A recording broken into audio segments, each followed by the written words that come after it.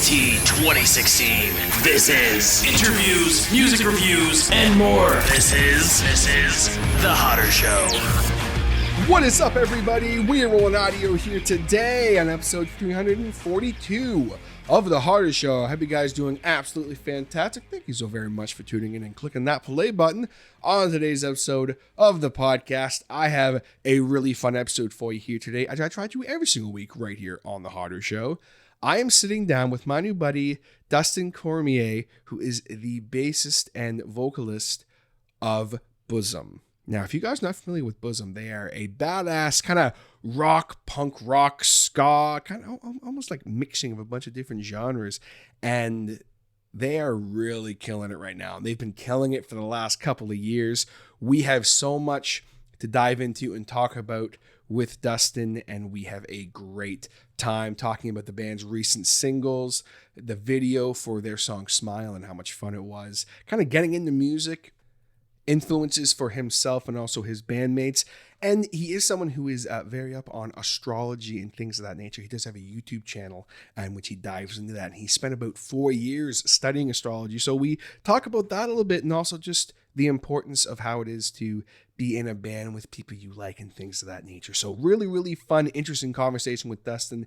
I hope that you guys enjoy it, just like I hope you enjoyed last week's episode of the show, in which I spoke with my boys, Jacob and Gord from Beguiler, all about their brand new EP, Eterath. That was a lot of fun. If you are into the heavier side of metal, the deathcore and death metal and metalcore and things of that nature, go back and check out that EP if you haven't in that episode, because it is a freaking banger.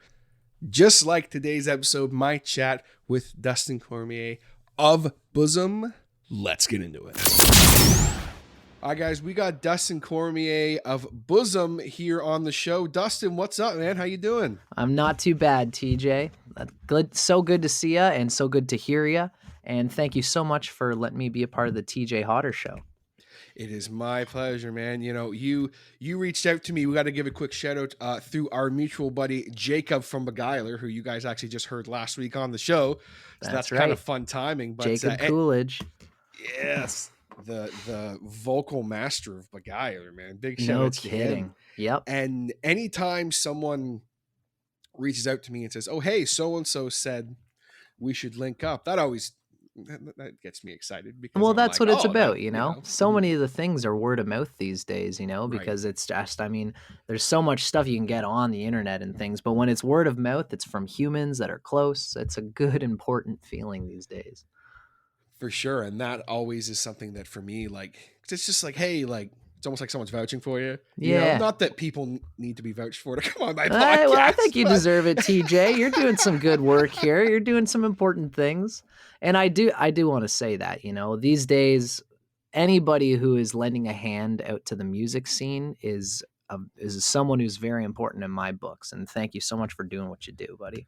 Oh, thank you. I appreciate that. It's been almost 7 years of this, and it's great to still be at this point where I'm meeting new people like yourself and getting to know them and their careers and stuff like that. That's why I love doing this. And something really cool that I got to see, because really, like, we linked up a little while ago, good old Facebook. I missed a message, which I appreciate the patience on that. But what was really cool is just when we linked up, I saw that you guys were actually featured on 94.9 The Rock's Generation Next. That's right. I definitely need to ask about. Sure, buddy. That's been one of our big things that's wheeling us around right now. And, you know, I'm using it to kind of, while it's on Instagram, it's on 94.9, and we can use it to schmooze with other bands, you know. Hey, guys, you guys have seen us on 94.9. And which is pretty cool feeling. 94.9 is something that, like, you know, like 10 years ago, me working with my dad doing construction with my brother, we're both smoking weed and just, you know, laying out like whatever it is that we're doing. We're listening to 94.9. And me and my brother used to say, you know, one of these days, man, we're going to be on there. One of these damn days. And lo and behold, 10 years later, COVID has gone through and we got ourselves on the dang old radio. That's got to be just a ridiculously cool feeling, I would imagine, especially like you said, kind of growing up with 94.9 The Rock. Yep. It's a very full circle feeling. Like we always listen to 94.9 The Rock and Q107. That's very much part of mine and my brother's bloodline of musical inspiration, I would say. Is I mean, rock is alternative rock is a lot of what we call ourselves. But both of us are very steeped in like classic rock, although probably me more so than Sean. My brother Sean, who's the guitarist in BUSM, he takes after a lot of like, he went more into Green Day, punk, Blink 182, Sum 41, even a lot of ska stuff. He really took the reins on that. And that's also our drummer, Mikey. Mikey is really like an alternative rock guy who sticks a lot of to Sean's stuff. Blink 182, Sum 41, a lot of that kind of like 90s, 2000s era punk, grunge, even emo-ish kind of stuff Mikey can get into. Okay, so going back for a minute, you had mentioned 94.9 The Rock and Q107, kind of those rock stations being really crucial for you growing up. Mm-hmm. Were there any specific bands that like you can remember that like you first heard that you were just like, what is this? Did you have that like, what is this moment? Well, I think that probably something that I've always kept close to my heart is like anyone who sees me and knows me, I'm like a Led Zeppelin guy. I really love like the classic, the Trinity, the Holy Trinity of the Beatles, Pink Floyd, Led Zeppelin. Like the kind of dad rock. I do like a lot of that dad rock, although like pre-80s tends to be where I stick. I mean, I love a lot of stuff like Motley Crue, Def Leppard-ish. Yeah, I'm kind of iffy on Def Leppard, but Kiss I love. Kiss is actually probably one of our bigger inspirations in a lot of way. Like sweet little short songs that have a visual performance along with them. Van Halen, I love to pieces. So that's kind of really where my roots are, really, is a lot of that classic rock kind of stuff. And Sean's are too. Although, like I said, Sean expanded. I really stuck to my roots as loving like the Doors and that 70s kind of like again, old fashioned classic rock. Sean exploded more into punk at some point in his, in his exploration of music. Well, and that's what's cool, because you guys have this style that it's in a good way. It's kind of tricky to pin down, which is kind of a fun thing, right? Because you can have a song that's very, like Bruiser, for example. Mm-hmm. It's a very almost like ska-y kind of punk rock song. Mm-hmm. But then you go back and there's elements of just straight up punk. There's elements of just classic rock. Like you guys Hard have so rock. Much going on. Yeah, for sure. Some heavy riffs and like there's all these different inspirations going on, which is so interesting when you get, a bunch of people writing songs together. Totally. And you really can hear that with you guys. Well, thanks, man. I appreciate you saying that, TJ. One of the things that I often say is there's so many things to write a song on. You can write a song on a hook. You can write a song on like a piece of gear. It could start a song with a guitar lick that's got a piece of gear, like something that's making the guitar sound funky. And that's enough to write a song on, And what I often like to say is that the thing that fascinates me most about music is the alchemy of different souls, where you can see like, if I was to go to another band and play the bass in that band, you could hear, that's Dustin on the bass. Or you can tell if Sean was to go into another outfit and even just lay his guitar on a track, you could say, that is Sean's guitar signature to a T. For me, I like to call it the alchemy of different minds coming together. It's going to open certain doors. It's going to close certain doors depending on who's playing together. And that's why, our band is really, we had the same inspiration of like Motley Crue, of being decidedly different people coming into the band. And that's why we call ourselves Big Up Sour Mash. That's, we like to call ourselves BUSM. That's the word that we like to stick in people's heads. But what it means is a big up sour mash, meaning we try to go all over the map and have as many different genres on one EP as possible. Although we haven't been doing EPs, we've just been doing straight singles. That was a marketing strategy that we kind of tried to spearhead. Yeah, I think that's something that I was going to actually bring this up. It's funny you mentioned that. Is that something that you yourself, mentioning that, you're kind of like that classic rock scene, is the just doing strictly singles something you're really for, or are you still the guy that would love to just drop albums? To be honest with you, we wanted to warm it up this way. Okay. Next year, we're going to record with our secret weapon. We've got a producer. His name's Austin Nolan. And I guess everybody... to Austin. Yeah, I know. I don't know. You know Austin, eh? He's a well-known guy around the Oshawa area. He was working at Long and McQuaid for a while, and he's done a lot of work for bands, just for a good deal. His thing is that he loves to just like, it's okay, you guys have paid me. We've got all night. Let's smoke our weed. Let's stay up till 3 a.m, however long it takes. Let's put the layering on the guitars until it's perfect. Let's make it all perfect right now. And he's tireless. The guy eats poppers and coffee for breakfast and can just go forever. He's a machine, and I love him for that. It's a fantastic diet. Yeah, it's the breakfast of champions, apparently. I mean, just, whatever gets you from A to C, Austin, But he, that being said, we all make fun of each other and stuff, but he puts in so much work because he loves it so much. And so Austin has done a lot of our stuff, and that's where really where a lot of our songs come from is, these songs came from live songs. When we first started playing, we wanted them to be kind of these is like, we're like a live band. We wanted to be like Kiss.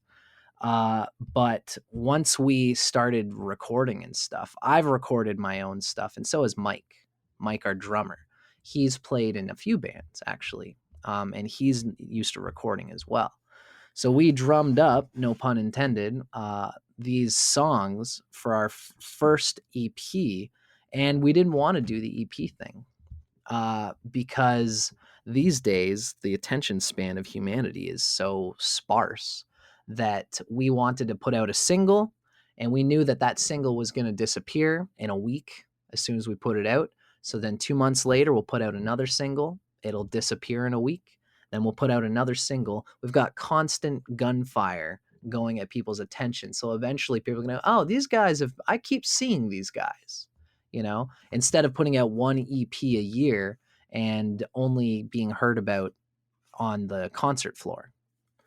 At least that's how we wanted to start it. But next year, that's where I wanted to go. I went on a bit of a titter there.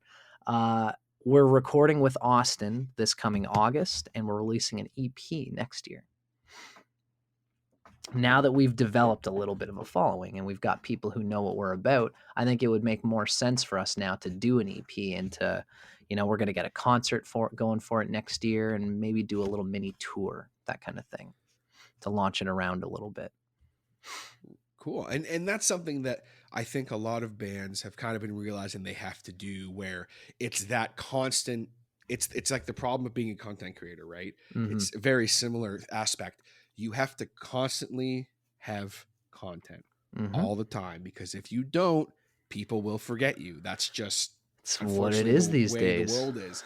So you're putting out these awesome singles that are all it's not like you're putting out the same song, 5 or 6 times, because that's the other part of it. If you're a band that is limiting yourselves to, we only want to put out these types of songs, so people expect this from us. Whereas the you guys, AC/DC problem, right? Which, I mean, hey, I love AC/DC as much as the next guy. Me too. But I can only listen to them so much because they've only got so much variety. Exactly. Even the new stuff, it's like not talking smack, but it's just like, once you hear 5 or 6 AC/DC songs, like, you're hearing a lot of the same kind of thing. Yeah, right. At the same time, I'm a huge Hatebreed fan, and it's like, Once you Right. hear 5 or 6 Hatebreed songs, it's like, yep, I get it. All right. And that's something that can definitely be an issue, but That's with the part of singles our. you guys have released so far, it's definitely, I don't think it's been an issue for you guys. Oh, well, thank you very much. Because you're right. We try to go all over the map. And what's cool about this singles thing, I recommend any band who's starting out, take your first 10 songs that you want to record, stretch them out over 2 years in singles. And at least this is just, this is what we did. We put a different title cover for each single. Right? So every single, when you look it up on Spotify, when you look it up on YouTube, it almost looks like it's an EP in itself, but it's only one title cover for each single. And that's part of the art. We're pretty proud of it. It takes a long time to get the camera right for each of the pictures that we have. And that's part of our art. Especially when it's, they're very, like, you can tell you guys really put some thought into, okay, how are we going to present these? It's not just everything is a very specific type of imaging, right? And that's you got it.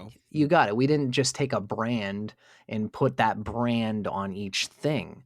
And we're proud of them. Our very first single we put out was called Can't Be Bothered. The song is about, I can't be bothered with these days. I can't be bothered with what's going on in today's time. It's kind of a mystical song. That's how I intended it. It's sort of like, the timeless things inside the soul. There's nothing new under the sun when it comes to the soul. We're all just chewing on the same old fat. And that's why that song has this sort of apathy, however you say that word, that apathy towards all the new things in today's time. But the character is also sad that there's not more to his life. It's this sort of duality. It's like, I can't be bothered with what's going on out there, but I do wish that I was out of my head, out of my little echo chamber of my own head. And the title cover that we made for it it's basically, we're sitting on a table and Sean's smoking a cigarette and Mikey's hanging out beside this bong, and I'm like painting a picture, and in the background there's a bomb going off and it's like the world is ending behind the window, but in the foreground we can't be bothered. Even though everything's, which is something that I think is funny, because like, especially like during the pandemic, like there has been so much going on that sometimes it's like I can almost kind of relate to that, where it's just like, I'm not worrying about anything, I'm just gonna keep doing my thing, right? You got it. That's super relatable for sure. Yeah, it came out in 2021, so that was certainly on our minds. Everybody's running around like a chicken with their head cut off, and it's part of the ironic thing about that song is that I'm not necessarily saying go be an ostrich and dig your head into the sand and ignore what's going on. But I wanted to describe the tension between paying attention in a world that's falling apart and paying attention to what's going on within, not missing out on the human experience.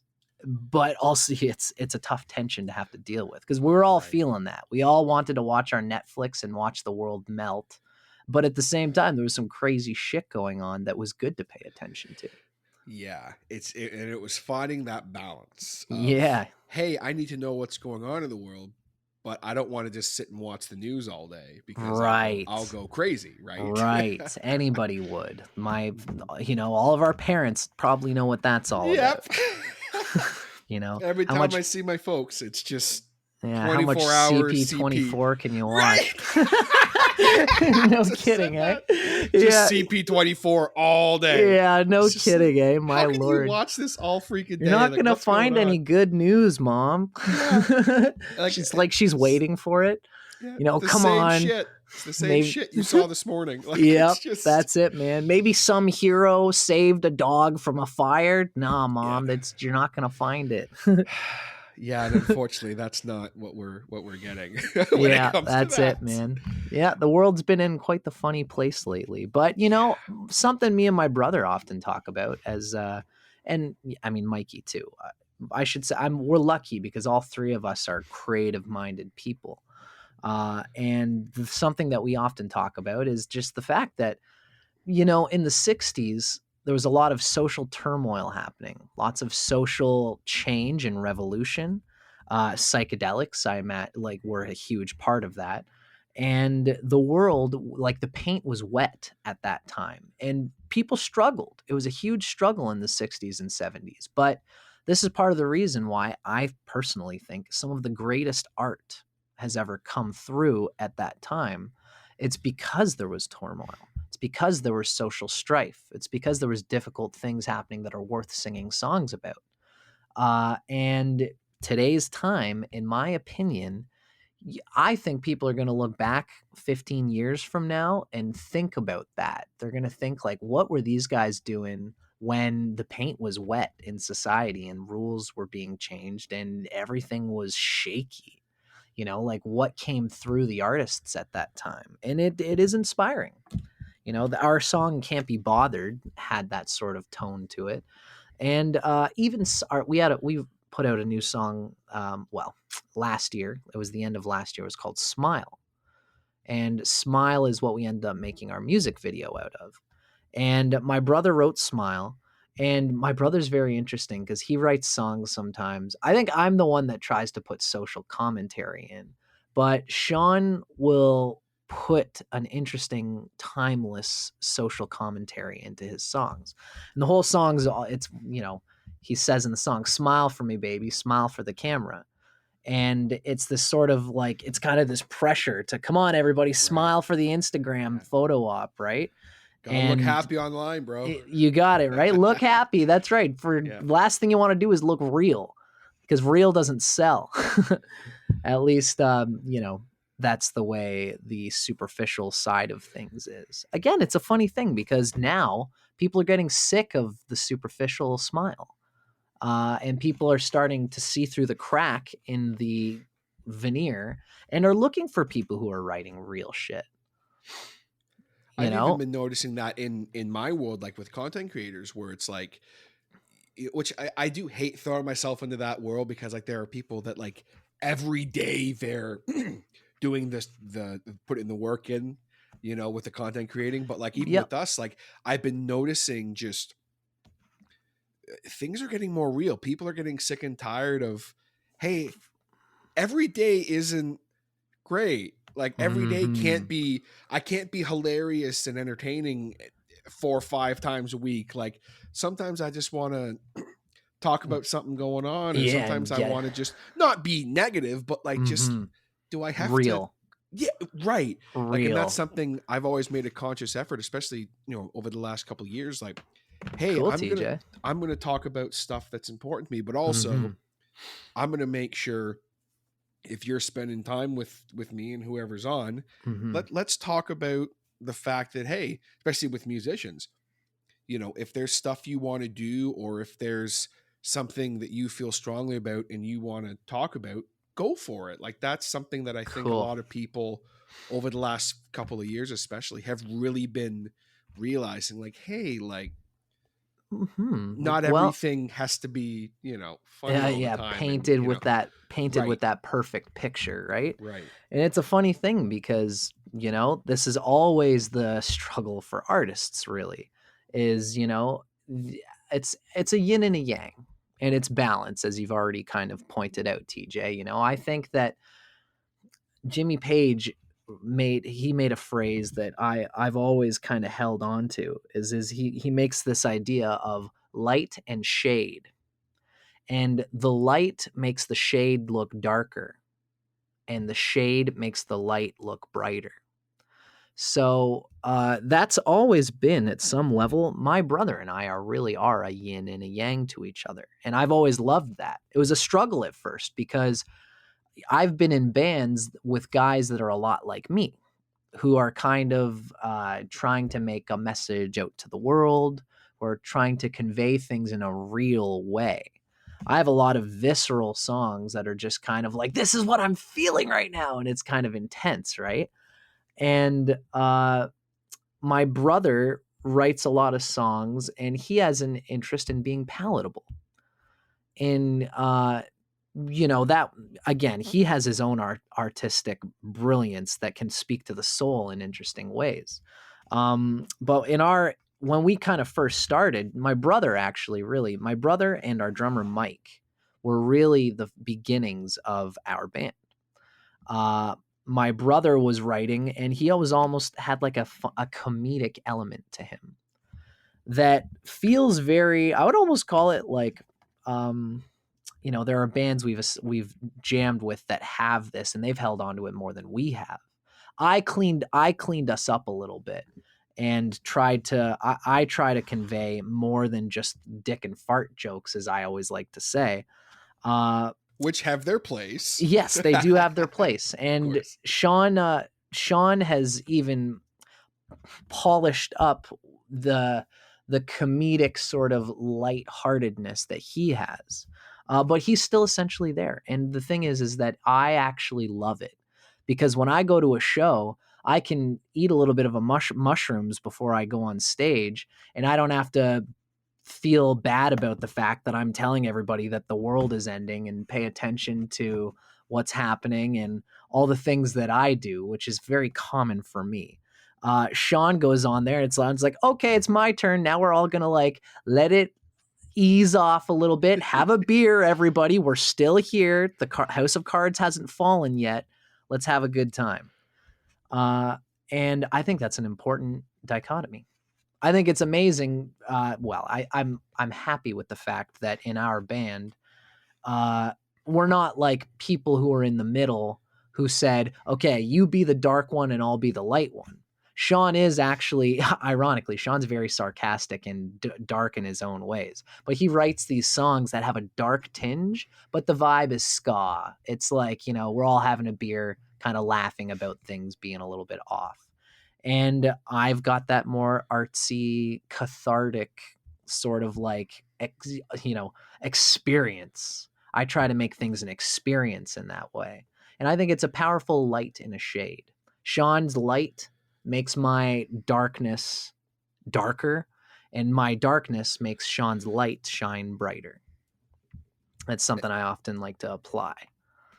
And what's interesting about that too is that's something we see, I think, with you guys. I'm very much obsessed with bands, their branding and how they present themselves on top of the music. And something you notice right away with you guys is, as far as with your imaging and stuff, like you don't take yourselves too seriously. You're having fun, but it's still very artsy, and that's something that you see very immediate, like with your brother. He's wearing top hats or whatever. He's got like the construction vest on and a shake weight or whatever, and you're dressed up. You got the makeup and everything, and like it's cool. It's very like, I mean, the one picture I saw, I was like, are you going for like, that's like a Twisted Sister look? I like that. That's cool. Totally. Like, that probably would have been the Smile video. Yes. We're very proud of that one. And you're right about that. Sean can go on and just be an absolute goof. The Smile video is a shit show. The Smile video, wonderful. We just went all over the place. That was so much fun to watch. I love that video. Sweet. I'm glad you dug it, buddy. We put $2,800 later and a whole day and a whole lot of effort. You don't, good work ain't cheap and cheap work ain't good, as my brother likes to say. And, that's what it's all about. Music videos are really a great way to, it's the final frontier of a band's art, I find, because you've got that visual element, and I just love it. I love creating visual art. I love making videos and films. And we're very blessed that we had these guys, the North Brothers. The North Brothers are from Whitby, and they're they're a movie filmmaking team. We used them for our original video that was called the Kyle song. And that was another song that's, it's funny that like I actually wrote the Kyle song. And oftentimes I will try to write to cater to Sean's goofy thing. Kyle's song was written as a social commentary in a way. Do you know the character of Kyle that we all see on memes on Facebook? He drinks Monster Energy drinks and he puts holes in the wall. Punch. Yeah. Yeah. That's a good way to put it. So we used the North Brothers originally for Kyle's song, and it was back when they were kind of getting on their feet.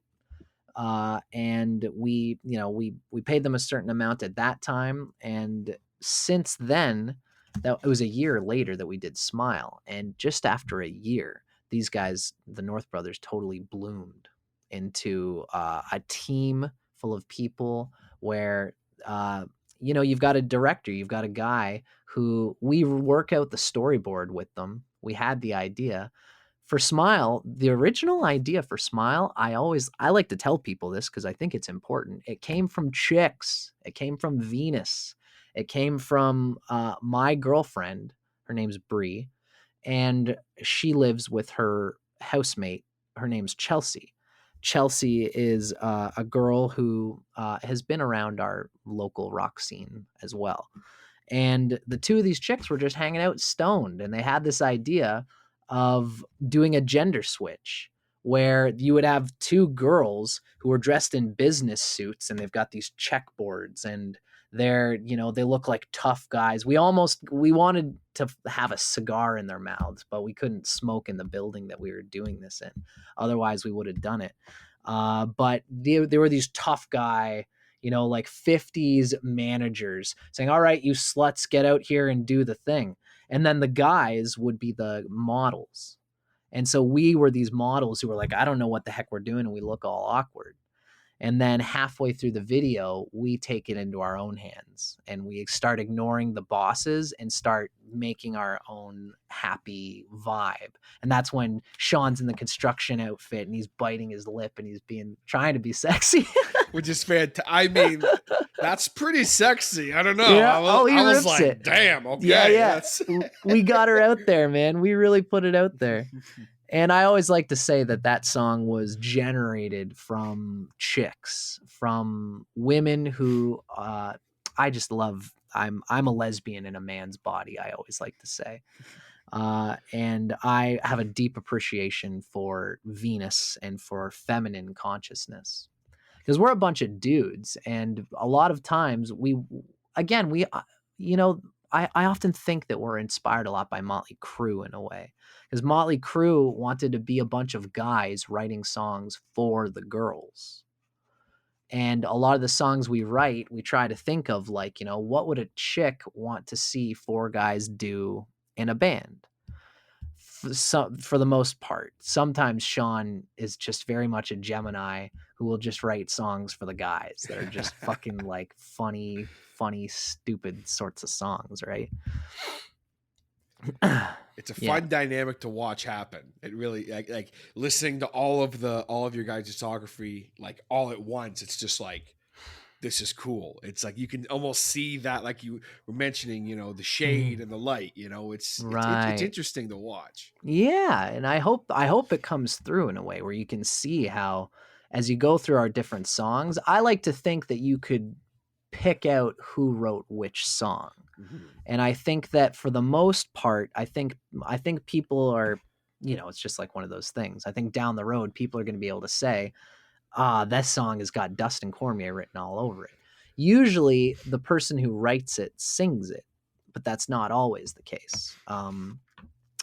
Sean sang Bruiser and I wrote Bruiser actually. I like to talk about it. Basically, I wrote Bruiser in around 2013 when I started getting into doing psychedelics.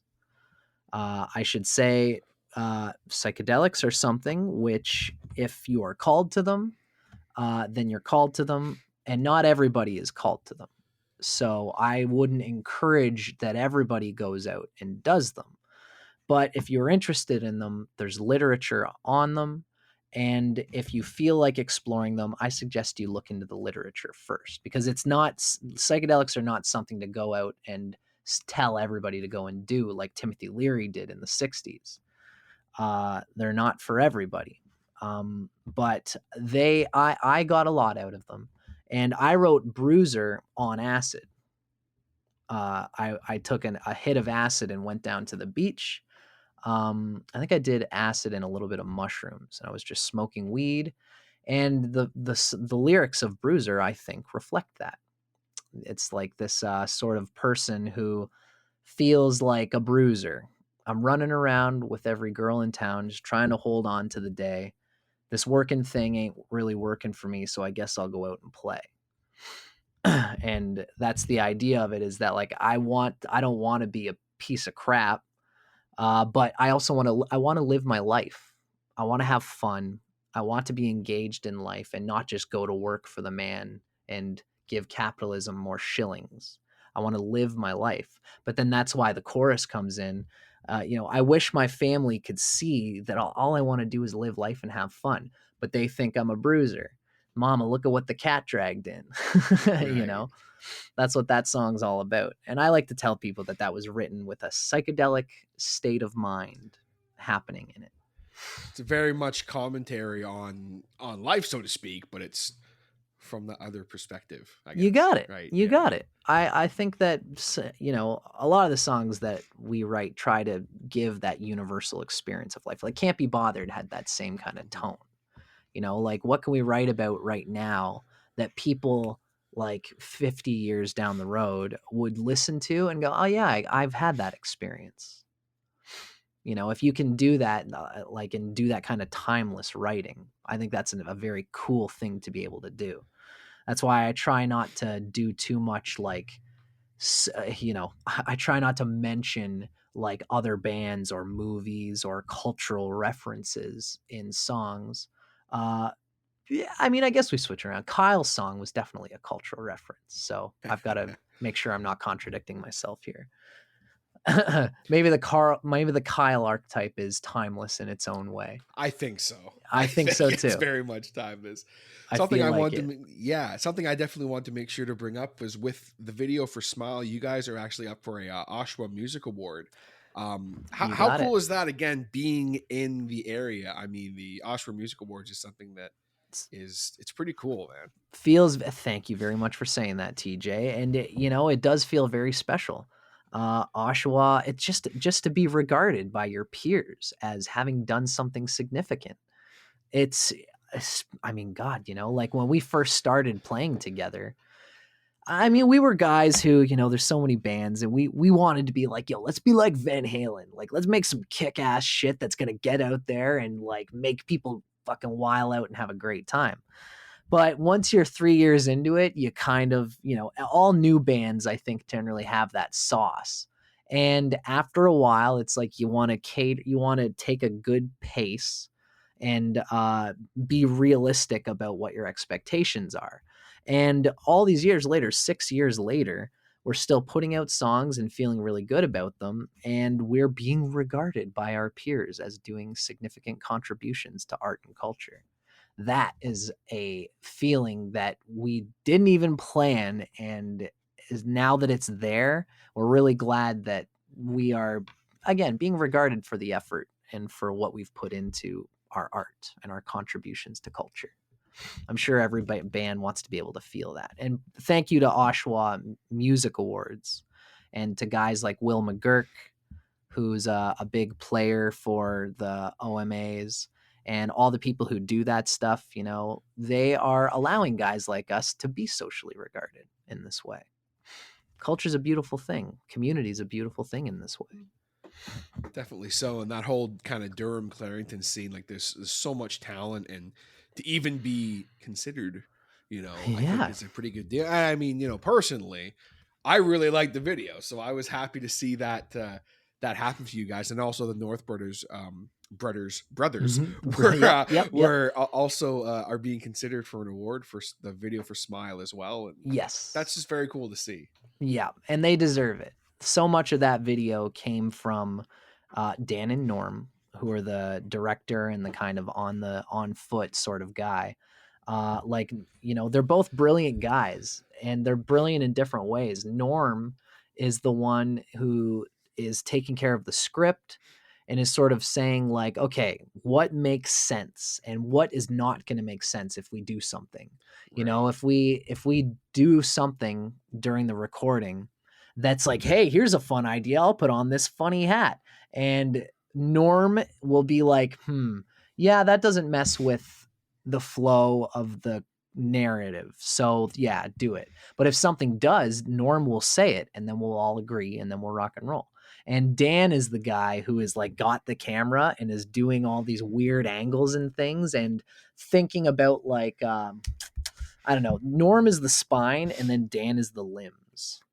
You know what I mean? Okay. Dan is the one who is playing around with the space, with the energy of like, you know, what if you did this? What kind of dance would you do? And then, you know, we would try it, and it's like, okay, that looks awkward. Let's not do that. You know, that looks terrible. Don't do that. Yeah, again. cut that right out. We're not going to waste any tape on that.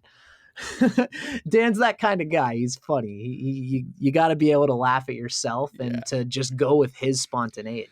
Especially with a video like Smile, like you had mentioned, you know, it's very, you know, if you guys haven't seen the video, I implore you to go check it out because it is, it's a lot of fun. Starts off kind of on there. Yeah. Like you were saying, it starts off almost like not serious, but like with the gender role reversal there. And then it just becomes a fun little, a fun, good time. Yeah. So, it's amazing how it starts from an idea. Even the idea, like we wanted to have our drummer Mike lying on the ground and he's sort of snoozing in this little backwoodsy part of Bowmanville, basically. And he has a dream. And he has this whole dream that he dreams that him and his two buddies are, for some reason, put into like more chicks like clothing or sort of like model clothing, and is doing all this fucking weird modeling for being put under pressure to smile, baby, smile for the camera. So it's just funny how in the very end we wanted to make it so was it a dream or was it real? Right. And Mikey wakes up at the end and he thinks it was all a dream, and then Sean is there with the shake weight at the very end. That was fantastic because again, it's like, oh, it was like and then it's like, okay, right. Was it a dream? Was it really? It's a classic sort of trope, but that's how those guys think. You know, Dan and Norm they're paying attention to like, you know, breaking behind the fourth wall and that kind of stuff. You know, it takes a team. It always takes a team to do anything good. And this is what I'm learning as a musician in a community. You know, every time we do a show, every time we try to put together a show, it's all these bands who have heard about us, who have actually seen us, who remember us, and who want us to come along because we fit the vibe of a show happening with other guys who have a similar sort of thing. The art of the show is becoming my greatest fascination this late in our game, in the BUSM game, is putting on a good show and being connected to bands who are just as full of piss and vinegar and looking to throw paint at the wall and see what kind of sticks. And there's even people who do, like, there's a great group of people. They're called Save Toronto Music Venues. It's this group of hot chicks they all come together and they know the names of bands and they're promoters. They've got their own merch and they're almost like a band in themselves. But what they spend all their time doing is connecting other bands. It's like a spine. It's a spine of Toronto. And if a band wants to be in it, you got to do stuff like that. And you got to do stuff like what you and I are doing, TJ. That's one of the reasons I mentioned it, is because I always give credit where it's due. And people like you doing what you're doing is the same kind of thing. It takes a village to raise a family, and it takes a village to raise a band. For sure. And that's something that's cool that I didn't know about that. So that's actually, I'll have to look into that. But that's something that, I mean, I agree. You know, if everybody, as great as it is to have word of mouth and things like that, to be able to, you know, have something like say a deep dive with you, having a conversation about everything that we've been discussing so far, and like being able to, you hear a song and it's like, oh, I wonder what this song's about. Oh, I wish I could find that out somehow. And then you Google the song or whatever. Next thing you know, oh, Dustin had a conversation on this podcast about it. Cool. Like, let's dive into that. That's something I love about music and about media and things like that, is being able to explore.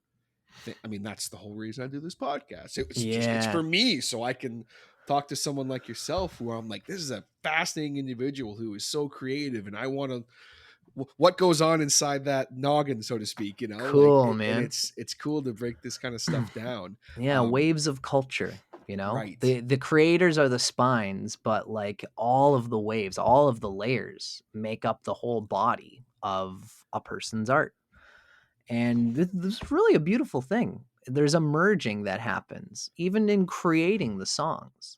There, you know, like we started off, you know, for new bands who are looking to get something going on, I'll tell you, if you want to know what our secret is, we do have a secret. We have a secret herbs and spices. We have a lock and key thing that pulls us out farther than anything. And what it is at some very deep level is having a producer, having somebody who gives a darn about the artists. And we connected with our producer who, again, he's invested in our art, not only because we're paying him whatever we're paying him, but he will sit there and smoke his poppers, drink his coffee, not go to bed until 4 a.m. until we get the part right in a way that we all agreed this is the vision that we want to have. This is the vision that we want to see come through. And that, again, really, that's part of the spine of the artists and the skin that is the you know, the membrane that is all the people that are involved in our art is all part of it. It's not enough to just have a great idea. You've got to flesh it out with a team who is all got eyes invested on the final product for the sake of the heart, for the sake of the passion of being a part of something that people are going to look back on and say, wow, I wish I was a part of that.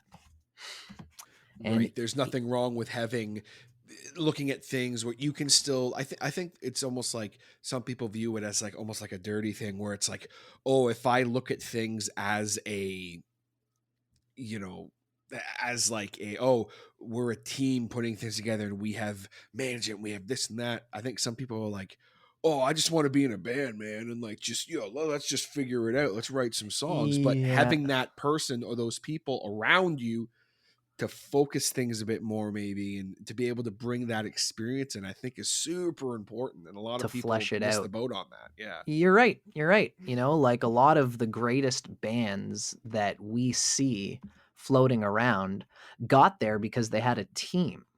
You know, I know that, and that's not throwing shade at all. You know, I think that's real. That's just I think a part of the reality. If a band can get out there by just being 2 or 3 guys making their songs, and it's, you know, it's not well produced or it's not polished as much as someone with a team is, I mean, good for them. You know, that's very punk. There's a lot of punks who do that kind of thing. And that's rock and roll. I think that both of these avenues are cool. But there are a lot of guys who had the team to get them out there, and it's part of why they're out there. It would be sad for those bands not to be out there. Like I'm thinking of Crownlands is one band who I'm thinking is kind of like this. I mean, those guys were bound to make it no matter what, partly because of, if you know Kevin Comeau, of course they're both part of it, but Kevin Comeau is a fucking dog. Like he's mean about getting out there, talking to the right people, the specific people in a precise way, putting out their image in a precise way, and building a team. You know, they had a team early on that was like, they had a producer who they loved and they had a road guy who they loved, and all of them banded together. The 2 guys in Crownlands were what you see on the front, and they were the brainchild of everything. They were the spine. You know, the flesh is nothing without the spine, but the spine can exist without the flesh. And they are the spine. But the team around them is a huge part of it. I like to talk about these kinds of things because, I don't know, I guess I've been in this game long enough where if I was a band or if I was just a young kid trying to get out there in a band, I think these are things that a lot of young folks just don't think about until you get there, until you shake the hand with that person who's equally invested in your thing. And even the band itself, all these elements are important. I often like to say we're lucky with BUSM. because me and my brother love each other.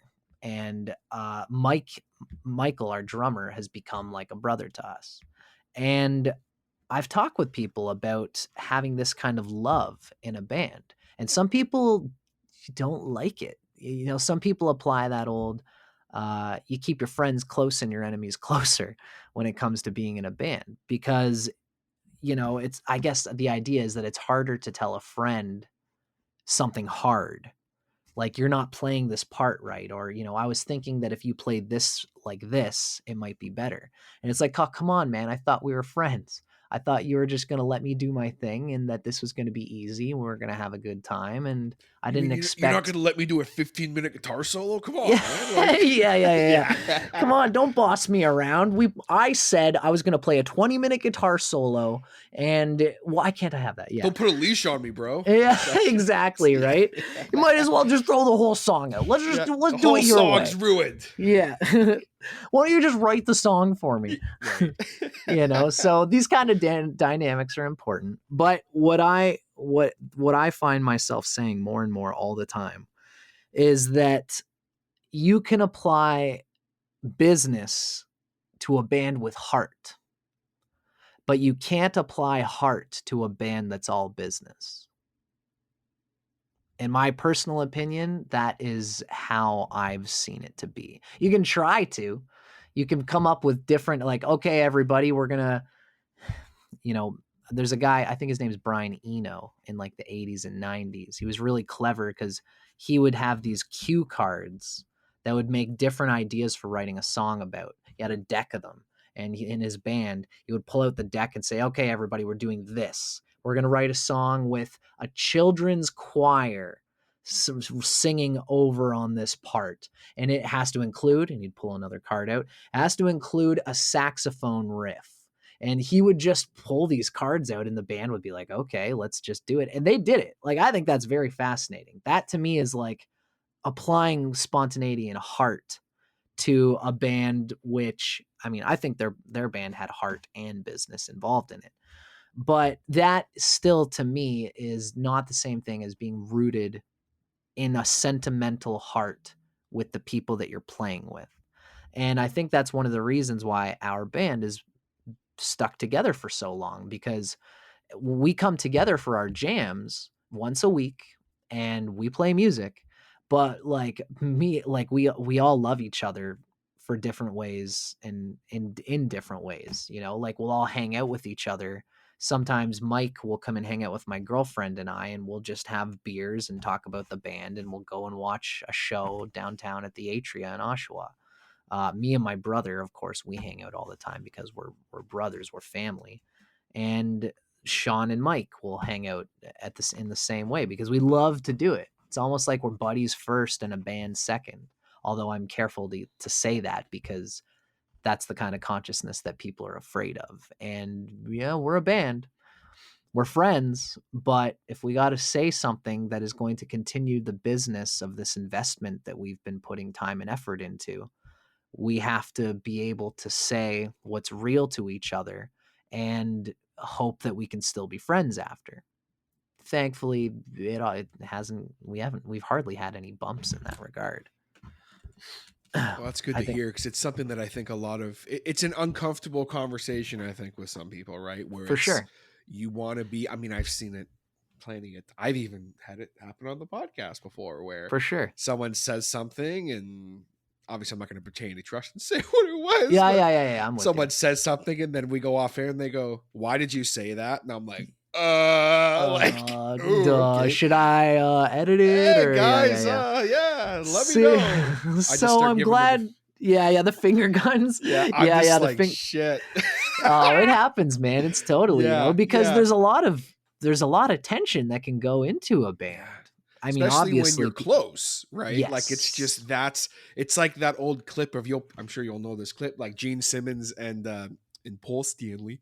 They were in the middle of an interview, and I think it was Gene. He's like, can you stop for a minute? And he just, why are you making me look like an asshole? Oh yeah, yeah. And Can we Paul's just stop? like, just keep going. Just keep going. It's okay. Just keep going. Oh my God, that's hilarious. Yeah, just keep rolling. Don't stop the record button. Yeah, don't stop the recording. And he's just like, you're making me look like an asshole. Like, and then Paul Stanley's like, do you see, guys? You see what I got to deal with? Yeah, it's just, yeah, it's classic, but it's because, you know, like, I mean, obviously it's a little different for that, but when you're family, it's a little different. But even when you're close with people, it's that fine line of being able to know, hey, like, when push comes to shove and you got to make a business decision, because as unpopular as it can be to say, you know, a band, there is business here, there's investment, you've got to look at things that way sometimes, as much as it is important to have the art still, which it sounds like you guys you're perfectly balanced with that. It's, we understand each other very well. Sorry, I didn't want to interrupt you there, okay. TJ. Yeah, I think that we all understand each other very well. And we've got very obvious, like, surface personalities. Like, I don't know, I'm an astrologer. I always like to tell people that, you know, we all have fire moons. Sean is Aries moon, that's fire. Mike, the drummer, is Leo moon, that's fire. And then I'm Sagittarius moon, and that's fire. We have all 3 fire signs. Astrology people, I think, will dig that. But, you know, the reason I say it is because our personalities are right out there, and we're all very spontaneous people. So I just know and feel that if Sean goes, you know, I think Sean is probably how should I say it? Already, this is the kind of thing, whatever. I think Sean would understand what I mean when I say that I don't think Sean necessarily cares to polish what he says before he says it. That's what I'm gonna say. And neither do I. A lot of times I'm just gonna rock and roll. But Sean is the most spontaneous out of all of us, and it doesn't ruffle my feathers, because I'm also, like, as serious as I like to say that I am. I'm just as goofy as these two are. I'm sure if they were here right now, they'd be pinching my nipples and say, "Are you sure, Dust? Are you sure? Are you sure you don't want to say something important right now and special and serious about society?" You know, because we love to make fun of each other, and we're very lighthearted about it. I don't think that we don't take ourselves too seriously. None of us do.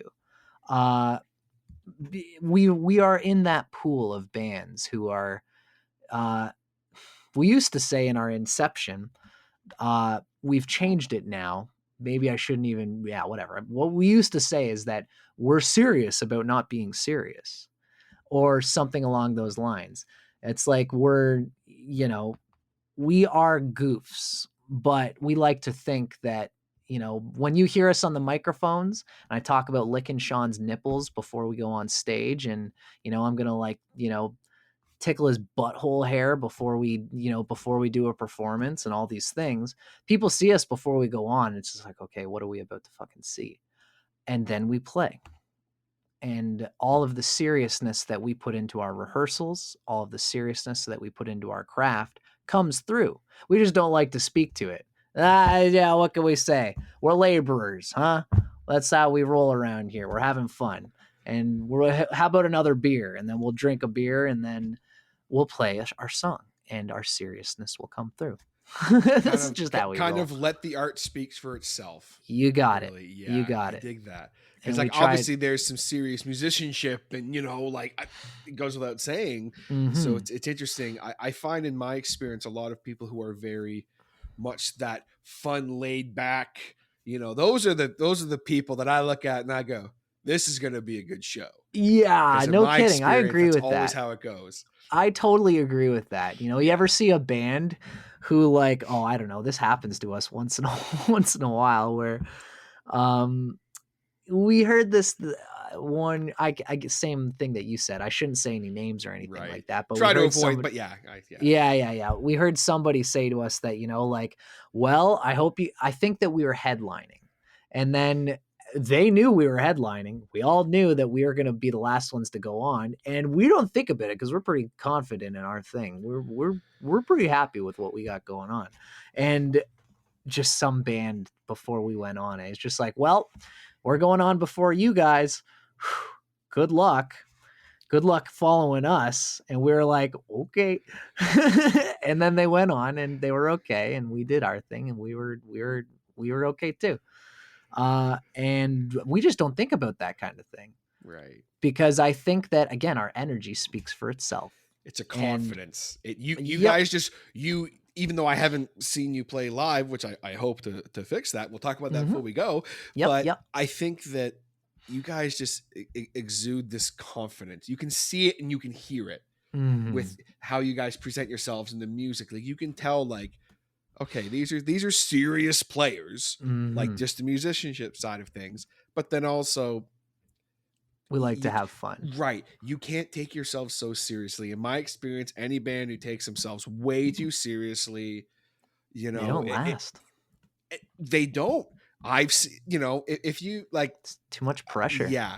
Right. I don't like to say negative things too much, but like, if when you send me your 4-song EP, you send me 8 pages of stuff you want me to read about how serious this is and how serious your band is. And then 3 weeks later, your band is broken up because you can't deal with each other anymore because you've been a band for a year. It says something. It's just, or your singer has gone off for a solo project, things like that. It's just totally. Come on, man. There's a phrase I've always held on to is a beautiful bird doesn't need to boast. If it's beautiful, it doesn't have to have a big signboard that says, "Hey, have you recognized how beautiful my feathers are?" Right. It's like if you have a big signboard that says, "Please recognize me," I'm probably not going to remember who you were. Sorry about that. Right. The people who I remember are the people who are beautiful without trying. Exactly. And for me, the musicians that stand out to me are the ones that are like, oh man, like, yeah, I'm all right, I guess. I don't know. I think that was a really crappy take. And then I watch them play and I'm like, get the fuck out of here. Yeah, shut up. Come on, You're fucking shut great. up. Like, I know so many cats like that, man. And I'm just like, get the fuck out of here. And I love that. I love that. That's a blissful energy to be a part of. Yeah, that's for sure. Don't take yourselves too seriously. Something you mentioned that I want to, just as we kind of get ready to wrap up here, that I wanted to go back to for a second. You were talking a little bit about astrology, and I wanted to bring this up because you have a really fun YouTube channel that I'm going to be definitely diving into, and maybe have to have you back on to talk about sometime. But, that'd be great, TJ. I would love that. How to rock astrology. You got it. You got it, TJ. How to rock astrology and kind of how you got into all that. Well, thank you, TJ. I appreciate you doing that. So, for everybody who knows me, my name's Dustin Cormier, and I've been kind of putting a lot of energy and time into a whole other world outside of music. And I love to do it. It's a passion project for me, and it feels good because there's a common pocket. I'm sure you've heard this term before, TJ, because I think you're kind of in this same pocket. It's called being an infotainer. Infotainment is a big catchphrase these days because people want to be educated, but people also want to be entertained. And so, so for me, when I started doing How to Rock Astrology, I had been I took 4 years of an astrology college online, and it's Vedic astrology. It's Indian style. Because I'm very into yoga and I'm very into like Indian cosmology and metaphysics and the chakras and these sorts of things. And that is my whole shtick on there. I started just putting out videos, and how I started it is that I would just get stoned and I'd go on my camera and I would read about, there's a special book I love. It's called Sextrology, and it talks about sex and the sexes as relates to astrology. And so I read about the Scorpio man, and when I read about it, I was just blown away because I'm a Scorpio, and I've got a lot of planets in Scorpio, shall we say. I got Sun, Pluto, and Mars there for astrology people. And so when I read about it, I really resonated with what it was saying about the Scorpio psyche, how it comes through childhood and all these things. And this book talks a lot about just fun sexual things. Like it's really clever and funny. And I would read this book. I would get stoned and I would just read from the text. And I started to develop a following full of people who were just hanging out with me and talking about being sexy. You know, what makes you sexy? You know, like so you're a Gemini. So like, okay, cool. What's your thing? Like, how do you relate to sexuality of being a Gemini woman? And then, the person would kind of like, talk with me about it. And it was really just a fun thing to shoot the shit with. And from that silliness, I built through my schooling my channel where I talk about these sorts of things. And on my channel, I've got another channel that I've been stewing on. It's called How to Rock Spirit. These are my two main ones. How to Rock Astrology is all about astrology. How to Rock Spirit is a podcast where I talk about spirituality, psychedelics, and manifesting the self as you would like, as it is intended, as I kind of like to say. Just just like many podcasts around is that kind of thing. Except I base it on like being inspired by guys like Alan Watts and Terrence McKenna. These guys who have these audio lectures where they talk about things that can pull you outside the box of your own mind, just through simple exercises of philosophy and Zen and stuff like that.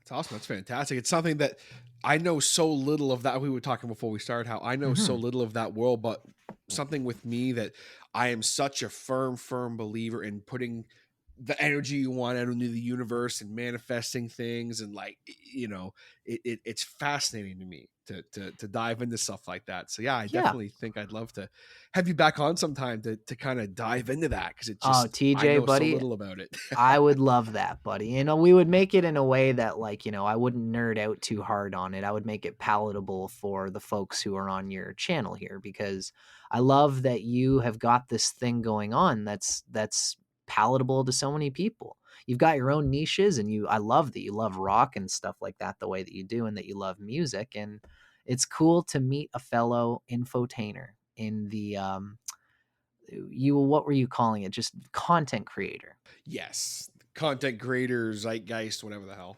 You got it, buddy. I love it, man. And we can swap around. I'll have you on my channel. We can talk about like content creation as its own fun thing. That'd be a lot of fun. Yeah, definitely should do that up. As we get ready to wind down here, I, of course, want to make sure we talk about some upcoming stuff happening for BUSM. Yes. You guys, I know for sure one thing we already talked about is you guys do have a show coming up here in Peterborough, the Red Dog. That's it. Yeah, that's right. And thank you for mentioning it, TJ. So BUSM is coming for you, Peterborough. We're coming to you live. We're going to see you at the Red Dog on July 28th. I believe it's a Thursday. And we are going to be playing with our fellow Oshawa area folks, a band called Nerima. They're a cool kind of a younger band. At least the people are in it are younger than us. And as well, we're going to be playing with a band called Roach. And Ricochet is a band that's going to be headlining that night. So it's going to be a kind of a rocky sort of night with some artsy stuff. Nerima does a lot of cool, like artsy kind of things as well. And that's going to be in Peterborough. That's a show that I'm very excited to be talking about, because I know that that you're in Peterborough, and that's where this podcast is happening. So I'm very excited about that. We've played with a few Peterborough bands. The Mickeys are a band that's well known in they're Peterborough. Pretty much a staple. Like one band I haven't actually linked up with yet, but I you plan should. To. They should come up all the time. Anytime I talk to people in town. They're characters, man. I'll tell you. They're just they remind me of Peterborough. Adam, the first time we saw him the first time we played on stage with them, he had a blow-up doll and a wrestling outfit, a dildo helmet, and he created a little a platform for himself made out of empty 2-4 cases.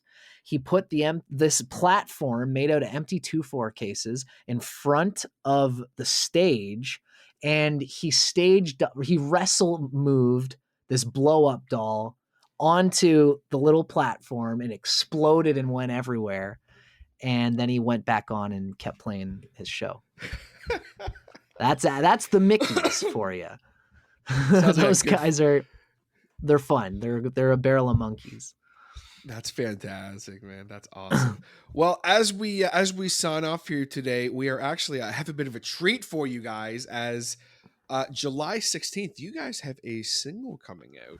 Yes. Primal Call, which I had the pleasure of hearing just before we started. It is a wicked, vibey, kind of big rock song, and we're actually going to get to play that for you guys here today, getting a little sneak peek. Little teaser here on the Honda Show, a little teaser. So real quick before we go, walk me through Primal Call, because it's such a wicked song. It's very dynamic, and I think you're gonna love when you hear the. We've got an instrumental section in the middle of it. This is one song where we kind of went away from the idea of typical commercial potential. At least, I mean, we always try to keep that in our pocket. But this song, we really just kind of let loose on it.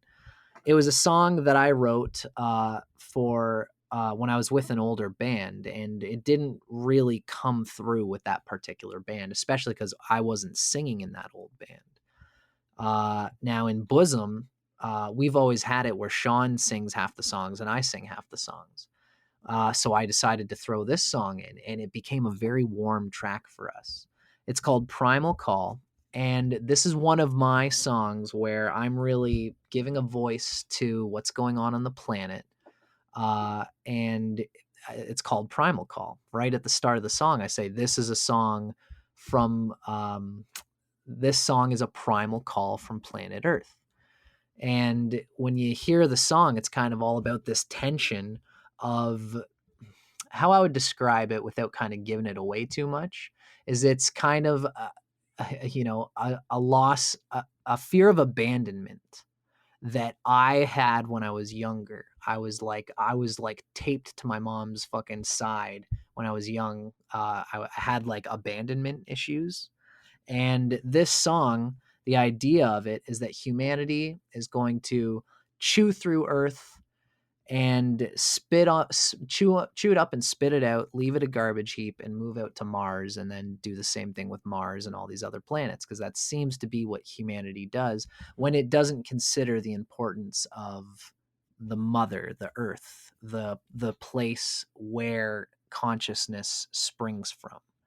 And so that's what the whole song is all about, is leaving Earth. But the denizens of Earth, the people on Earth, don't want us to just leave this place. We want it to be eternal. We want this to be a garden for the evolution of consciousness and growth and love. And we aren't doing that. That's what this song is meant to reflect. And it's got a lot of musical things happening. We got my buddy Bruce McKinnon to play a little bit of saxophone in it. We've got an organ in it, and it really bellows up into this really cool instrumental section halfway through it. Badass song with a really powerful and important message. I think everyone can get behind that. So very excited to play that. Where can the good people find yourself and BUSM if they want to check you guys out more? Thank you for asking, TJ. If people want to check us out, we have been biting the steel rail of Spotify since the inception of our band. That's why we don't get much money out of it, but it is a way to be heard, and that's why we roll with that. But you can also find us on Bandcamp. If anybody wants to find us, you can find us on Spotify as BUSM. I think that is becoming our handle that most people recognize us as. Because when we say BUSM, people think of how you spell bosom. If you were to look us up, look up BUSM. And you'll likely find us on Spotify. You'll find us on iTunes and all of the typical social media platforms, as well as on YouTube. That's it. And of course, How to Rock Astrology. Checked out that on the YouTube. And what was the name of the podcast again you'd mentioned? That would be How to Rock Spirit. You got awesome. Awesome. I Well, Dustin, appreciate you, TJ. yeah, I appreciate it, man. It's been a pleasure talking with you. We are going to leave you guys off with the brand new track. Again, a little bit of a sneak peek here from BUSM, Primal Call. Crank it up. Dustin, thanks so much, man. Bless, buddy. Thanks for hanging out with me, TJ. I hope you guys enjoy it. This song is a primal call from planet Earth.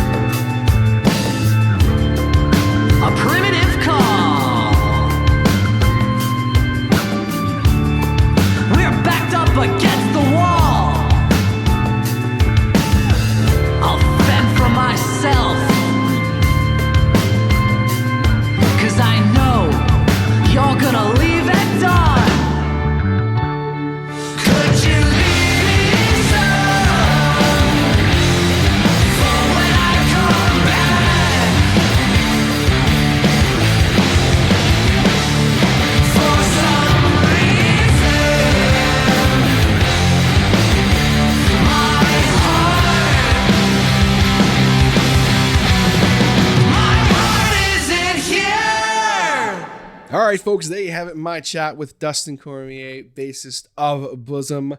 I hope that you guys enjoy that conversation as much as I did. Definitely a lot of fun hearing all about the band, and just Dustin's a fascinating guy, so that was a lot of fun.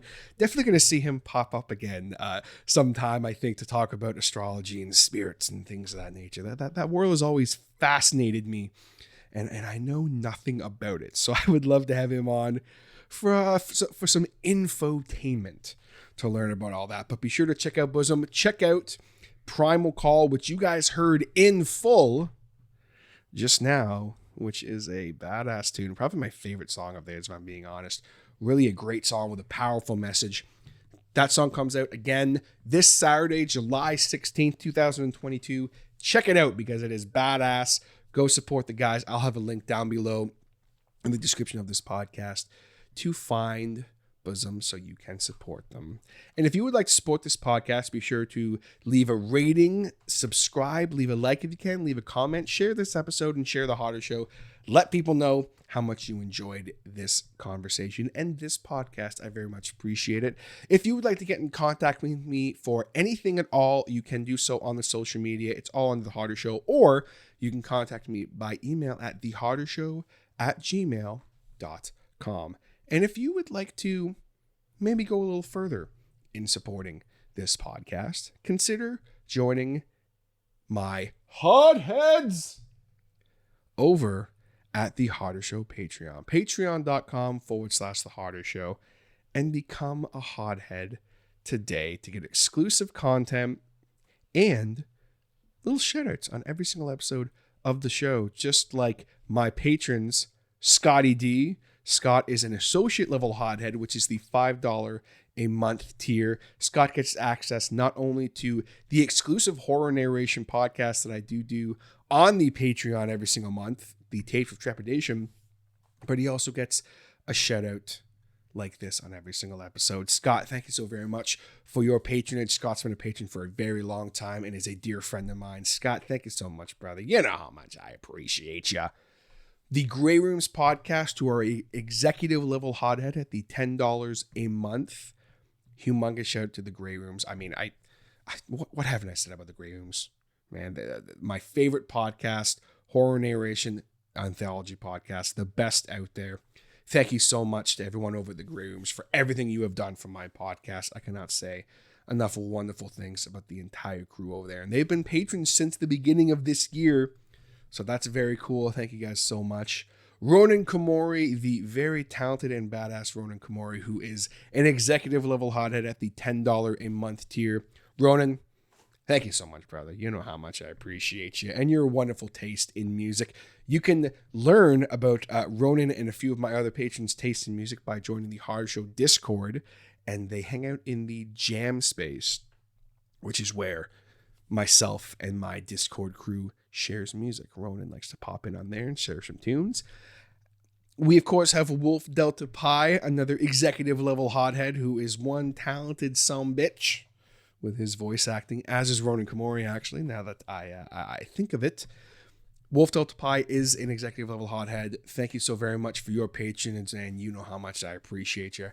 Eric Phones, who is an executive level hothead. Eric is a very talented, aspiring voice actor as well.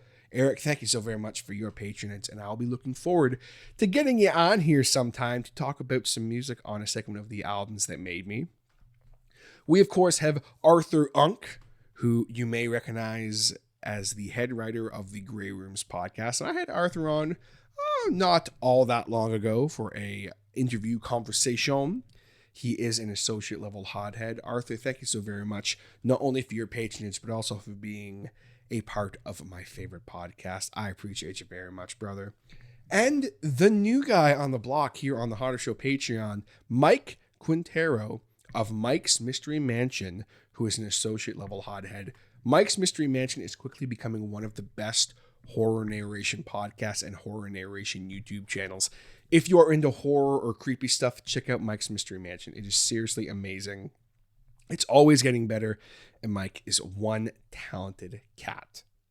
And if you would like a little shout like that at the end of every single episode of the show, Hard Show Patreon, check it out.